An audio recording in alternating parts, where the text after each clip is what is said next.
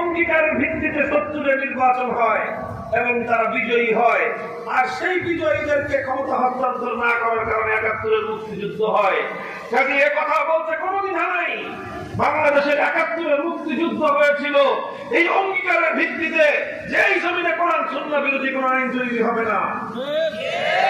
আমরা স্পষ্ট দাবি তুলতে চাই, আইন সংস্কার করা, সংবিধান সংস্কার করা যে কমিশন করেছেন, সেখানে কোরআন সুন্নাহর সাথে সরাসরি সাংঘর্ষিক কোন আইন পুরাতন যদি থেকে থাকে সেগুলোকে বানচাল করতে হবে। নতুন করে কোরআন সুন্নাহর সাথে সাংঘর্ষিক কোন আইন যদি বাংলাদেশে বাস্তবায়ন করার চেষ্টা করা হয়, সাফল্য হবে।